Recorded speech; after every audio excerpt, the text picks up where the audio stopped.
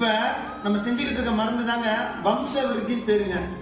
இது என்ன வம்ச விருத்தி அப்படின்னு கேட்டீங்கன்னா, ஆண்களுக்கு உயிரணுக்கள் குறைபாடு, உயிரணுக்களே சுத்தமா இல்லாம போறது, உயிரணுக்களோட வளர்ச்சி விகிதம் சரியா இல்லாம போறது, அதோட நீந்தும் தன்மை இல்லாம போறது, மொட்டாலிட்டி, ஒலிகோஸ்பெர்மியா, அசோஸ்பெர்மியா அப்படின்னு சொல்லக்கூடிய பிரச்சனைகள், அந்த தலைப்பரட்டையோட உருவமைப்பும் ஒழுங்கா இல்லாம இரகுலர் ஷேப்ல இருக்கிறது, இந்த மாதிரி பாதிப்புக்குள்ளானவருக்கு நல்ல தீர்வு தாங்க இந்த வம்ச விருத்தி.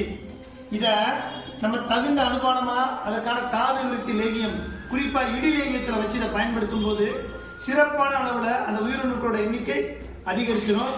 ஒரு 60 நாள் காலை மாலை இதை தகுந்த முறையில் நம்ம பயன்படுத்திக்கிட்டு வந்தோம் அப்படின்னோம்னா நமக்கு மேல சொல்ல அனைத்து பிரச்சனையும் தீந்துருங்க. புத்திர பாக்கியம் நிச்சயமாக இந்த மருந்து பயன்படுத்துவதற்கு உண்டு என்பது மறுக்க முடியாத கருத்தா நம்ம தெரிஞ்சுக்கலாம்.